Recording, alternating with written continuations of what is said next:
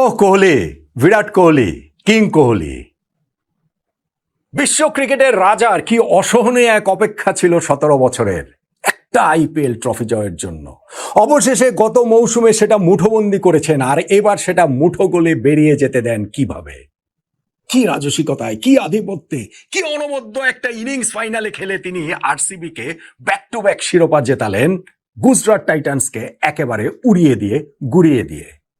বিরাট কোহলি আইপিএলও নিজের রাজত্বটা প্রতিষ্ঠা করেছেন যে গত বছর, সেইটা আরো এক্সটেন্ড করলেন এবছর এসেও।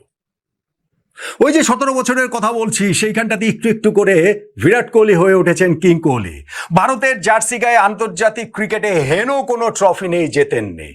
ব্যাটিং এর কত কত রেকর্ড তিনি নতুন করে লিখিয়েছেন, আইপিএল এর রেকর্ড বইও তছনছ করে দিয়েছেন মৌসুমের পর মৌসুম।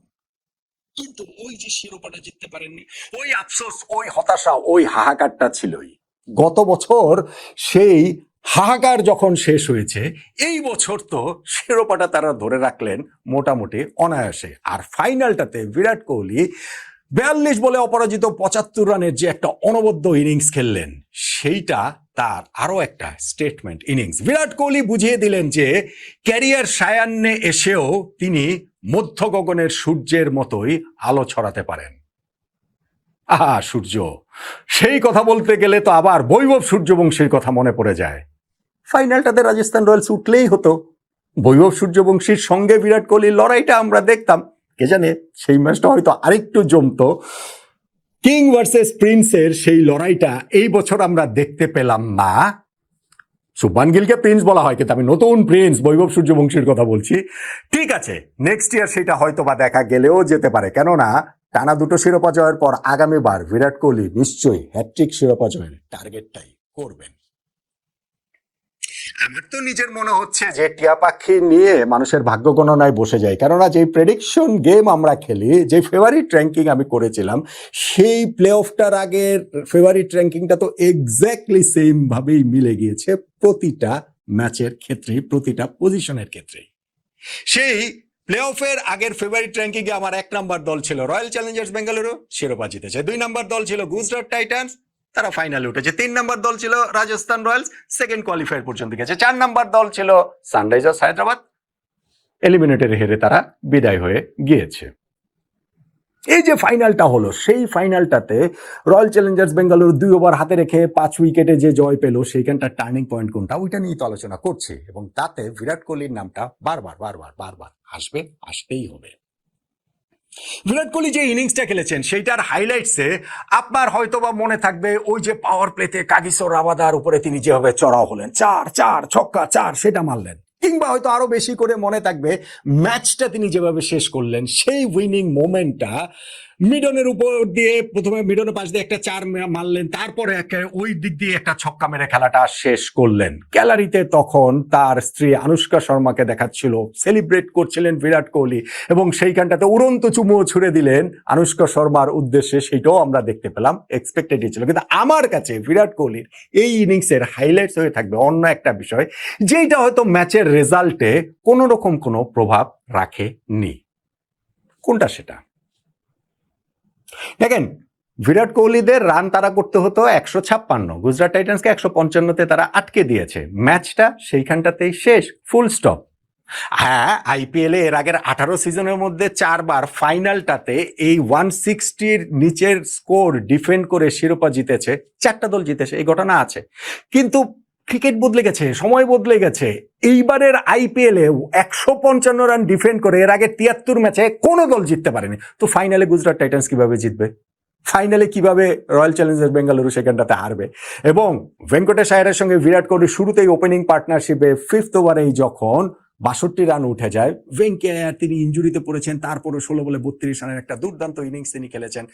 আউট হয়ে গেছেন বটে তিনি, দেবদূত পাড্ডিকাল আউট হয়ে গেলেন, কিন্তু পাওয়ার প্লেতে ওই যে 70 রান উঠে গেল, একটা স্টার্ট পেয়ে গেল আরসিবি, জয়ের মতো সেটা যথেষ্ট। আর বিরাট কোহলি তো তিনি ছিলেনই। এরপরে গিয়ে রশিদ খান বোলিং এ এসে ফার্স্ট ওভারটাতে তিনি 2টা উইকেট তুলে নিলেন, রজত পাতিদার এবং ক্রুনাল পান্ডিয়ার। তারপরও 10 ওভারে ভাই 100 রান 4 উইকেটে, বাকি 10 ওভারে 56 রান লাগে। ম্যাচের নিয়ে আসলে খুব একটা অনিশ্চয়তার জায়গাটা কখনোই ছিল না। সময় শুধু ছিল আসলে উপভোগের, বিরাট কোহলির ব্যাটিংটা উপভোগের, এবং সেইটা বিরাট কোহলি কি দুর্দান্তভাবে না করলেন। আমি পাওয়ার প্লের কথা বলছিলাম, রাবাদার উপরে চড়া হওয়ার কথা বলছিলাম। আপনি দেখেন বিরাট কোহলি এই ম্যাচটাতে 50 করেছেন 25 বলে। আইপিএল এর এই 19 মৌসুমে বিরাট কোহলির যে 68টা 50 এবং 9টা সেঞ্চুরি, এত দ্রুততম 50 তিনি কখনোই করেন নাই। 25 বলে 50 বিরাট কোহলির কখনোই ছিল না। এই ক্যারিয়ারের বলছিলাম গোধূলি লগ্নে এসেও যে তার মধ্য গগনের সূর্যের তেজ তার ব্যাটে, এটাতে কি সেটা আসলে বোঝা যায় না? হ্যাঁ, ওই এক ওভারে 2টা উইকেট পড়ে যাবার পরেও তারপরে টিম ডেভিডের সাথে একটা পার্টনারশিপ হলো। টিম ডেভিড একটা ক্রুশাল নক খেলেছেন 17 বলে 24 রানে, তিনিও আউট হয়েছেন। ডিআরএস নিয়ে তাকে জিটি আউট করেছে। লাভ কি? কিছুই লাভ যায় আসে না। বিরাট কোহলি বাকি অংশটা তিনি জিতেশ শর্মাকে নিয়ে সহজেই ম্যাচটা জিতে দিয়েছেন। এবং আমি যেটা বলছিলাম হাইলাইটস কোহলির ইনিংসের, তিনি যখন 63 রানে তখন তিনি আউট হয়ে গিয়েছিলেন। তিনি মিড অফে ক্যাচ দিয়েছিলেন, যেইটা শুভমান গিল ক্যাচটা ধরেছিলেন। আম্পায়ারও বলেছিলেন যে আউট, তুমি চলে যাও। Virat Kohli refuse to go. তিনি বলছিলেন যে না, এটার ক্যাচটা নিয়ে একটা সংশয়ের জায়গা রয়েছে। এবং সত্যি সত্যি আম্পায়ার তার তাগাদাতেই আসলে থার্ড আম্পায়ারের কাছে যেতে হলো, এবং সেইখানটাতে দেখা গেল যে শুভমান গিলের ক্যাচটা যে তিনি নিয়েছিলেন, বলটা সাইড থেকে ছিল এবং নিচের কিছু অংশ মানে ধরেছিলেন, নিচে অংশ ঘাসে লেগেছিল। বিরাট কোহলিকে নট আউট ঘোষণা করা হলো। ভাই, বিরাট কোহলি তখন 63 রানে, দল জয় থেকে আর মাত্র 11 রান দূরে, 4 ওভার খেলা বাকি রয়েছে। বিরাট কোহলি আউট হলেও 4 উইকেট রয়েছে, জয় নিয়ে কোনো সংশয় নেই। কিন্তু এই যে রিফিউজ করেছেন তিনি মাঠ ছেড়ে চলে যেতে, এক অর্থে যে না, তিনি ইনসিস্ট করছেন যে না, এটা আরেকবার একটু দেখা যাক, এইটাই ভাই আসলে একটা চ্যাম্পিয়নের হলমার্ক। এটাই আসলে বিরাট কোহলিকে সবচেয়ে ভালোভাবে বুঝিয়ে দেয় বলেই সামান্যতম যে ছাড় তিনি এখনো এসে দিচ্ছেন না, সেটাও বুঝিয়ে দিচ্ছে। এখন আমি যেটা বলছিলাম যে 155 রান করেই তারা ম্যাচ হেরে গিয়েছে। গুজরাট টাইটান্স এইখানে টসে হেরে আগে ব্যাটিং করতে নেমেছে এবং 26 রানেই তাদের 2 ওপেনারকে আউট করে দিয়েছে রয়্যাল চ্যালেঞ্জার্স বেঙ্গালুরু। ম্যাচটা এক অর্থে সেইখানটাতেই শেষ, কেননা এইবারের সিজনটাতে এই 2 ওপেনার সাই সুদর্শন এবং শুভমান গিল কি অসাধারণ ব্যাটিং করেছেন, এবং এই দুইজনের উপরে কি ভীষণ রকম নির্ভরশীল গুজরাট টাইটান্স। এই দুইজনকে যখন ওই পাওয়ার প্লের মধ্যে 26 রানে আউট করে দিলেন জশ হেজেলউড ও ভুবনেশ্বর কুমার, ম্যাচে শুরুতেই আপার হ্যান্ড আরসিবি নিয়ে নিয়েছে। তারপরে গিয়ে ওইখানটাতে সিন্ধুর উইকেটটা তুলেছেন 10 ওভারে 3 উইকেটে 63 রান। সেটা আসলে 4 উইকেটে 63 হতে পারতো। ওই যে কোহলি যেভাবে আউট হতেও হননি, ওইভাবে আউট হতেও হননি ওয়াশিংটন সুন্দর। তার বলটাতে জর্ডান কক্স ধরেছিলেন, ওইখানটাতেও বলের একটু অংশ মানে একেবারে নিচে হাতটা ছিল না, একটু অংশ মাটি স্পর্শ, ঘাস স্পর্শ করেছিল, সেই কারণে তিনি নট আউট হয়েছেন।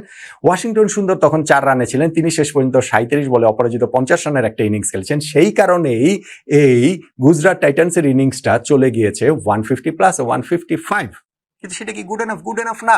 ওই সময়টাতে ওই ব্রেকটা তিনি যে পেয়েছেন, একটা লাকি ব্রেক পেয়েছেন ওয়াশিংটন সুন্দর, সেইটাকে তিনি কাজে লাগিয়েছেন। কিন্তু তার অন্য প্রান্ত থেকে তো সাপোর্ট পাননি। জশ বাটলারকে যেমন ওইখানটাতে ক্রুনাল পান্ডিয়া যেমন স্টাম্প করে দিলেন, থার্ড আরেকজন যে পিলার গুজরাট টাইটান্সের ব্যাটিং এর, তিনিও আউট হয়ে গেলেন, এবং এরপরে একের পর এক উইকেট তাদের চলে যেতে থাকলো।